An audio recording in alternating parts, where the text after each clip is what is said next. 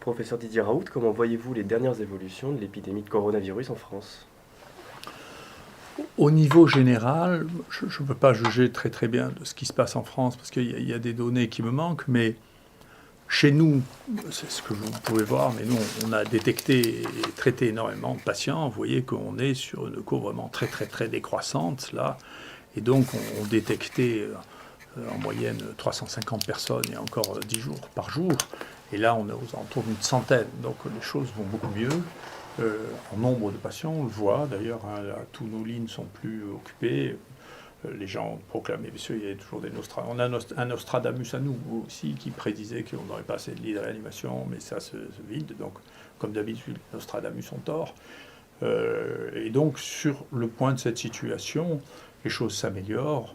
Je sais qu'il y a beaucoup de gens qui attendent la publication des cas que nous traitons. Donc, on est en train de fournir l'analyse de 1000 cas que l'on a traités. Écoutez, les choses sont très rassurantes sur ce traitement, sur lequel on n'a pas eu d'ennui cardiologique avec aucun des patients qu'on a traités, et sur lequel on a des résultats qui montrent une efficacité qui est plus grande que celle des autres séries qu'on a vues à ce jour. Donc tout va bien, peu de patience, il faut que ce travail soit fini. Ça, c'est un travail d'évaluation avec énormément de données, peut-être des données que personne d'autre n'a au monde. Il faut mettre tout ça en forme pour que ça puisse continuer sa vie et devenir un ou le papier de référence sur cette maladie. Donc c'est en cours, mais tout va bien. Voilà. Que pensez-vous de la situation dans les EHPAD? On a vu hier que beaucoup d'EHPAD étaient touchés par l'épidémie. Je suis inquiet parce que, si vous voulez, je ne suis pas très convaincu par la stratégie du confinement aveugle, c'est-à-dire de mettre ensemble des gens comme sur le Diamond Creek, sur le bateau, qui sont négatifs et des gens qui sont positifs ensemble. Ça se termine souvent qu'à la fin parce que tout le monde est positif.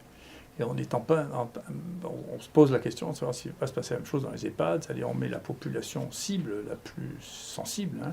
On voit, nous, dans l'étude que l'on a, que les gens qui meurent sont des gens qui ont en moyenne 85 ans. Hein. Donc c'est pas vrai que c'est une maladie qui tue plus les jeunes que la grippe, par exemple. En tout cas, nous, on ne voit pas ça du tout. Hein. Mais donc la vraie cible, si vous voulez, de la mort pour cette maladie, c'est justement les gens des EHPAD. Et si dedans, on laisse circuler des gens qui sont infectés au milieu des EHPAD, bien sûr, il va y avoir énormément de morts. Donc la stratégie confinement sans éviction des gens porteurs, c'est quelque chose qui risque d'avoir des conséquences qui ont, en termes de nombre, risquent d'être extrêmement importantes. Et donc moi, je reste, si vous voulez, j'ai pensé la même chose, je ne change pas. Je suis un médecin infectiologue et je pense qu'il faut, devant une maladie infectieuse, et ça fait 42 ans que je fais ce métier, je vois toujours des malades, une fois par semaine, c'est mon jour d'ailleurs aujourd'hui, pour rester en contact avec la réalité et pas devenir un médecin de bureau. Il faut diagnostiquer, faire le diagnostic, se donner les moyens de faire le diagnostic, il faut isoler les gens contagieux et il faut les traiter. Donc je pense que c'est ça qu'il faut faire, c'est ça que je fais, je pense que c'est ça qu'il faut faire parce que c'est la base de notre métier. Donc je pense qu'il est temps encore, je pense que les choses évoluent petit à petit vers cette situation. On a vu que c'est ce qui se passe en Italie, en Espagne, où ils ont commencé à tester de manière massive et à traiter, et on voit les courbes s'infléchir très très rapidement, et en Italie, et en Espagne. Et je pense que c'est ce qu'il faut faire, ce vers quoi on est en train de tendre. En tout cas, je l'espère de tout mon cœur. Que pensez-vous de la polémique actuelle sur le traitement? Sur quels aspects se cristallise-t-elle? Je reconnais que j'ai mis longtemps à comprendre parce que pour moi c'est très simple, encore une fois. Vous savez, il y a une maladie qui arrive, on ne la connaît pas, les seuls qui la connaissent sont les Chinois. On connaît la sensibilité du virus à un certain nombre de produits quand on les teste. Dans ces produits, il y a des molécules nouvelles qu'on ne connaît pas, dont on ne connaît pas la toxicité en réalité. Et il y a des molécules anciennes qu'on connaît très bien, qui ont été prescrites à des milliards de fois, si vous voulez. Les gens qui sont les sachants, c'est-à-dire en pratique les Chinois, puis les Coréens, qui ont eu la première vague, ont traité ça en utilisant ce produit que tout le monde connaît très bien, et ils disent, écoutez, ça marche, comme preuve, ils contrôlent entièrement la maladie, hein, depuis que moi j'ai dit, écoutez, fin de partie, effectivement, c'est la fin de partie en Chine, c'est fini, ils ont arrêté la maladie avec des mesures qui sont détection, un peu de contention dans les zones à risque et pas dans l'ensemble de la Chine, et puis traitement. je ne pouvais pas imaginer que ça déclenche des passions de cette nature, quoi. Donc je ne sais même pas d'où elles viennent. Mais en tout cas, ce qui me rassure maintenant et ce qui me fait beaucoup de bien, c'est que je me rends compte que c'est juste en réalité une opposition entre les médecins et des gens qui ont fini d'être des médecins ou qui n'en sont pas. Un conseil scientifique fait de gens qui sont, je ne sais pas si c'est des très grands scientifiques ni des praticiens au quotidien. Et nous, moi je vous assure, je suis un grand scientifique et je suis un docteur. Je suis frappé de voir, effectivement, il y a un sondage, quand on demande aux médecins dans le monde entier, il y a déjà 37% des médecins du monde entier qui donnent de l'hydroxychloroquine.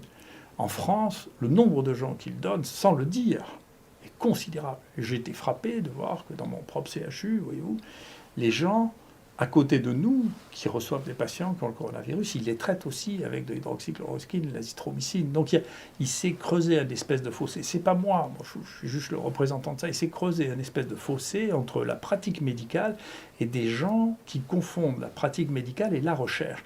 Mais à chaque fois que vous voyez un malade, c'est un malade que vous voyez, c'est pas un objet de recherche. Vous pouvez pas transformer les malades en objets de recherche. Et ça a commencé très tôt, parce que quand on a reçu les patients qui venaient de Chine, vous voyez, moi j'ai tout de suite proposé, parce que je pense toujours pareil, il faut tout de suite détecter s'il y en a un qui est positif. Moi je voulais le faire même dans l'avion, vous voyez, mettre un écouvillon, 3 heures après j'aurais dit, voilà, les positifs, vous les séparez des négatifs, vous les mettez pas tous ensemble.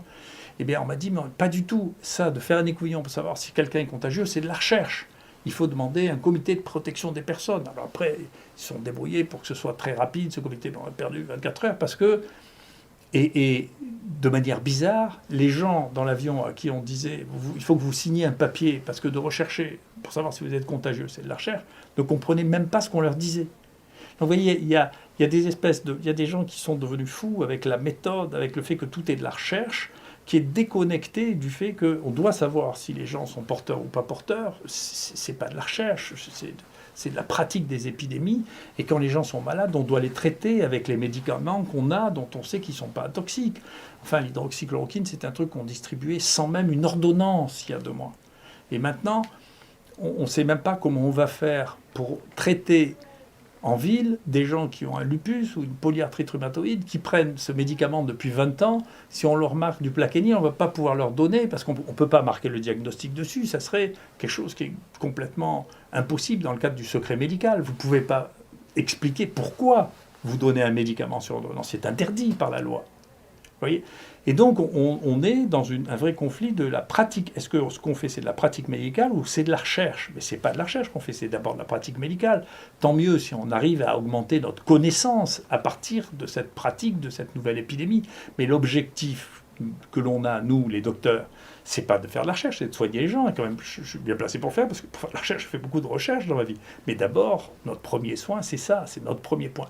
Et moi, je regrette qu'il n'y ait pas d'intervention très solennelle, comme il y a de plus en plus de mes collègues anciens, respectables, le professeur Maranaki, qui a dirigé la NSM, l'ancien président de la Haute Autorité de Santé. Et moi, je voudrais bien que le Conseil de l'Ordre, dont c'est la responsabilité, se prononce sur cette question de la limitation de la capacité des médecins à juger par eux-mêmes de la thérapeutique qu'il est capable de donner avec des molécules qui sont aussi anciennes, aussi connues et aussi faciles à utiliser, sur leur interdiction de prescription. C'est une atteinte très profonde à la base de notre métier, qui est de prescrire, en fonction de notre niveau de connaissance, le meilleur traitement possible aux malades que nous avons en face de nous.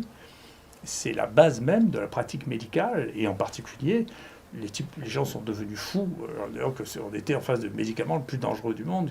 Il y a eu 2 milliards de gens qui ont fait ça. Vous n'imaginez pas que tous les gens qui partaient en Afrique à qui on donnait de la chloroquine, on leur faisait un électrocardiogramme, on les prévenait qu'ils allaient avoir une torsade de pointe. Enfin, c'est complètement fou. Donc on est devenu fou parce que c'est des gens qui ne font pas de médecine, qui parlent de médecine. La médecine, c'est de pratiquer le soin au quotidien à des gens qui sont malades et on leur donne un traitement. On ne leur dit pas rentrez chez vous et si vous n'arrivez plus à respirer, venez à l'hôpital. C'est pas ça la médecine. Voilà. Et donc, je suis content parce que j'avais un sentiment d'étrangeté parce que tout le monde dit que c'est moi qui fais ça, mais c'est pas moi, c'est les médecins qui font ça. Et donc, je suis content de voir que les autres médecins font comme moi parce qu'ils sont raisonnables. Voilà.